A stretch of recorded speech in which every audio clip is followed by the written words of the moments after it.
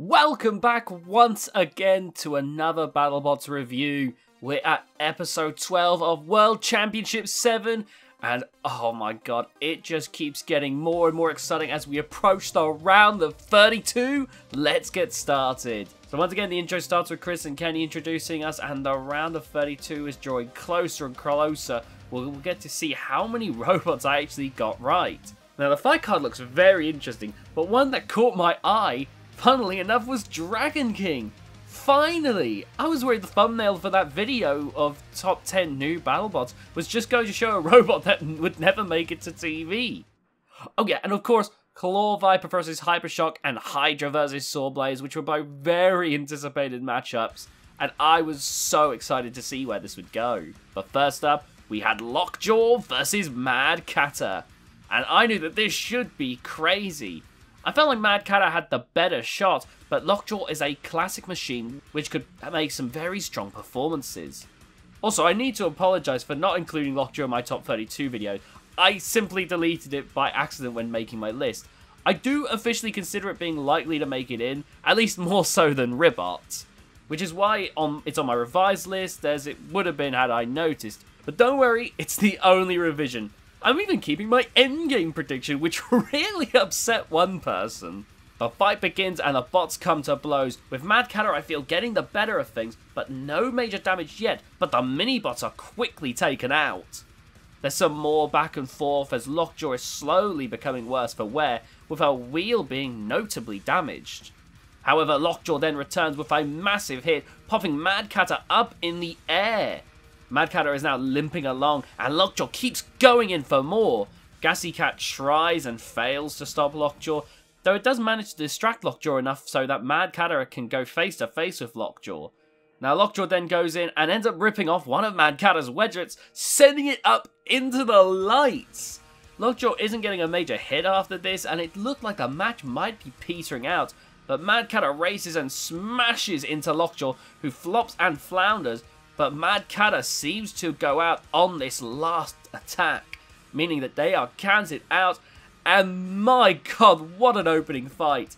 Lockjaw was able to hold its own and show it's still a tough customer as it got the win, but Mad Catter did not go down without a fight, going out with one last furious assault. This is the kind of thing I like to see from two great spinners. Sometimes it's great to see like a crazy knockout that happens really quickly, but oftentimes I love the fight where it just goes back and forth and you see two spinners pushing each other to the limits. Next up was Malice versus Gruff, and I admittedly didn't know how this would go. Obviously Gruff is a brick, and if it endured it could risk dominating Malice, but Malice is also very capable of dishing out some nasty damage when it wants to, and the damage category weighs pretty heavily in the judging criteria. Now the fight starts and Gruff races right out, but Malice tries to avoid them while getting up to speed. With the forks, Malice then is easily able to get under Gruff for some initial hits, but Gruff, when they get under, are able to ram Malice into the screws and hold them with the flamethrower before popping them onto the upper deck. Malice climbs down and retaliates with a very noticeable hit that seems to have actually caused some real issues, with Gruff's drive being majorly hindered. It seems Malice must have deformed the chassis with that last hit. With that, Gruff ends up getting counted out, and Malice gets a shocking win. Now this is shocking to me because it's crazy to me that Gruff could survive Tombstone, but not Malice, which leads me to imagine that there must have been some failure point in Gruff's wedge, similar to when Witch Doctor Spinner kept breaking in the past. Still, Malice was definitely very aggressive, and that weapon made some nasty shots. I'm happy to see Malice is far from done yet. Next up was Dumba versus Dragon King, and I had some very low expectations for this fight, but I was so happy to see that it was finally here. They went into a bit about Dragon King and its creation, but also explained that Dumba's chainsaw was fully functional in this fight. Some people said that it was actually functional in the last fight as well, and that was just a mistake on the part of Chris and Kenny. Either way, I'm glad to see the chainsaw is working. Now the match begins and Dragon King is actually fully extended. Now Dumba gets up to speed, though it's definitely less mobile than Dragon King. There's a few glancing blows, and Dumba's spinner then ends up breaking down as Dragon King grabs a hold. Dumba and Dragon King go saw to chainsaw, and then Dragon King bites onto Dumba and sinks in one of the saws yet again. Dragon King goes in for another attack and Dumba is actually struggling to do much of anything. Dumba seems to stop temporarily, so Dragon King gets a nice long go with the saws again as the two tussle. Dumba ends up under a pulverizer and the chainsaw is smashed to pieces now. Dumba has no weapons left. The undercutter is broken down, the chainsaw has just been smashed up, and now they are in a world of trouble as Dragon King continues going in with more saw attacks. Now Dumba actually does end up getting the chainsaw caught in one of the saw arms, and because of that they're able to actually take out the right weapon chain, meaning that Dragon King goes down to one saw before the fight ends and goes to the judge's decision, which obviously goes to Dragon King, and honestly, I actually quite like that fight. Sure, it wasn't some heavy hitter fight, and I would never expect Dragon King to be a giant nut contender, but there's enough going on with Dragon King to make it really fun to watch when it all works, and in my opinion, this fight was just really fun. Now before and after the Dragon King fight, they actually did do a hype package for Claw Viper versus Hypershock, which was a bit of a shocker.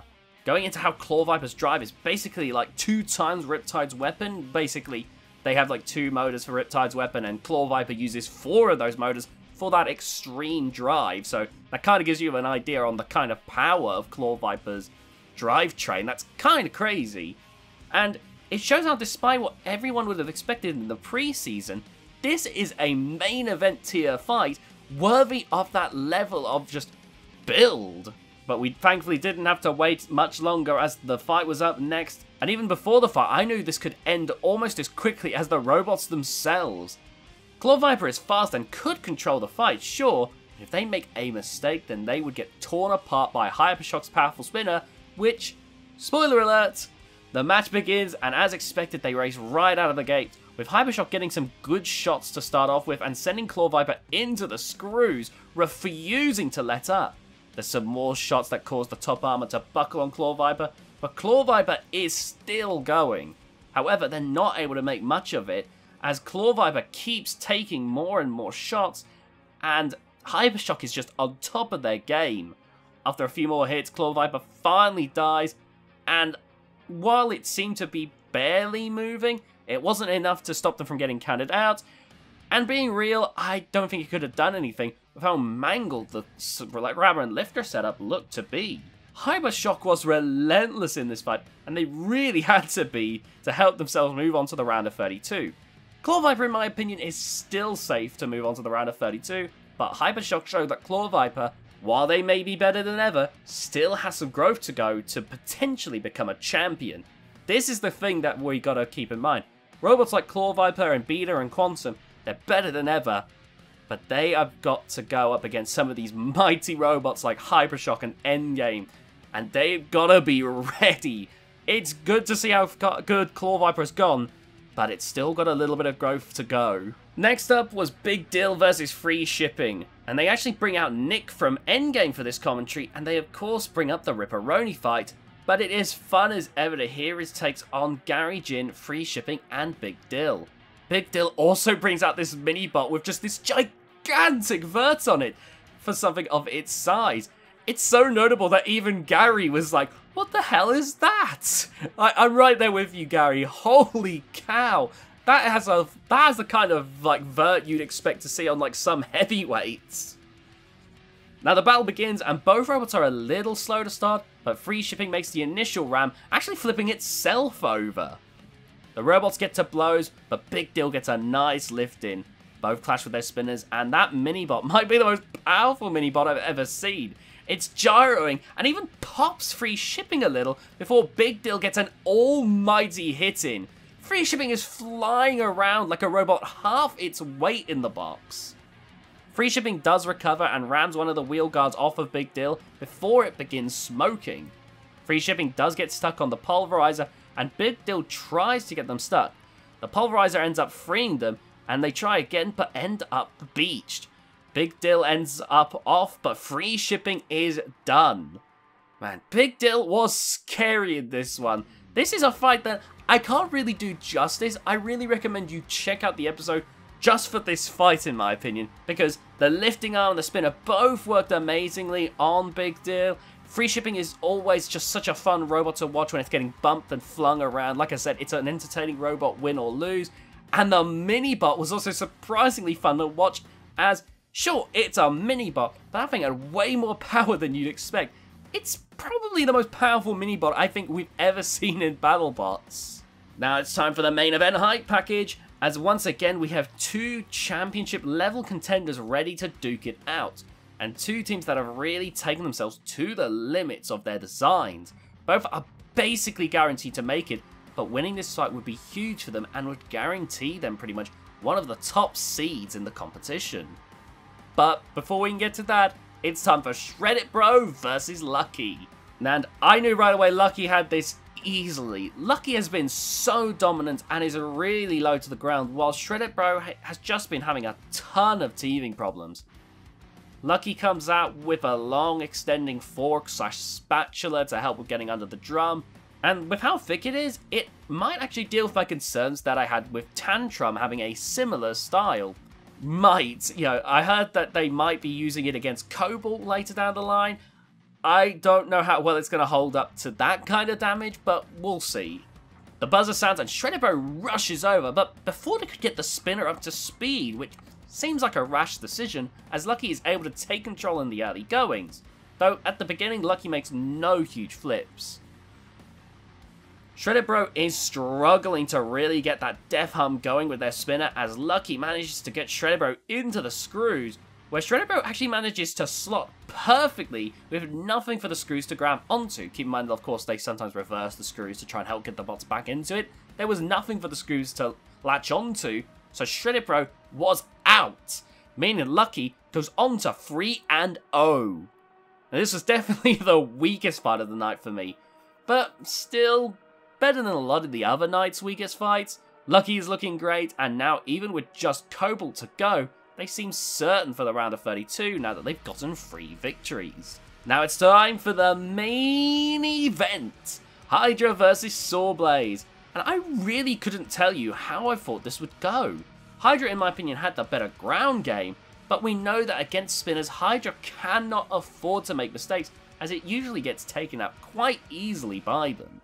Now the fight begins and Sawblaze races and ends up getting caught on the seam, getting popped slightly by Hydra, but nothing substantial just yet.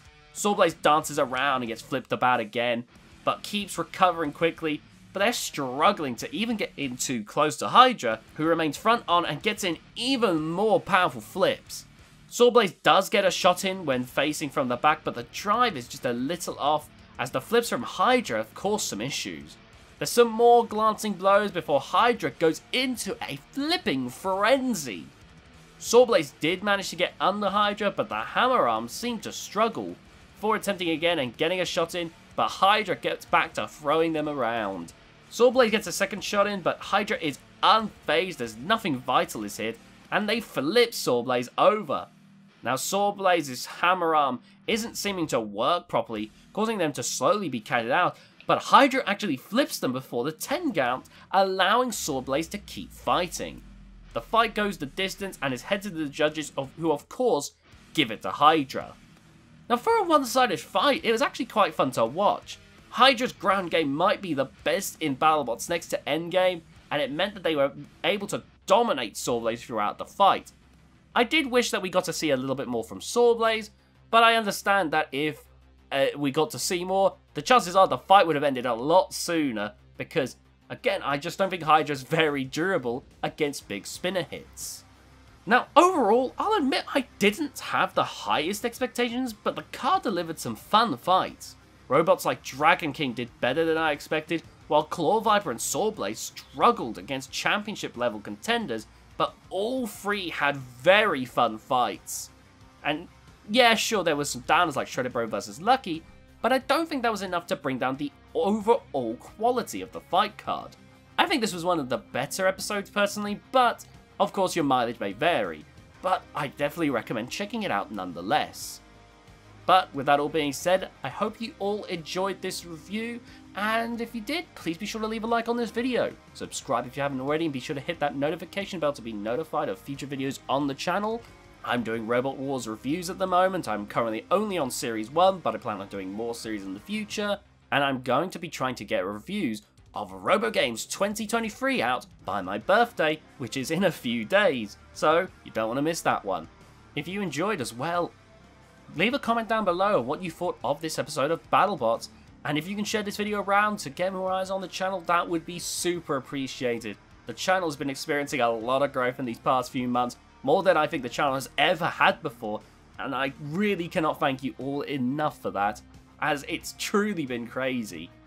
Thank you all again, and I'll see you all next time.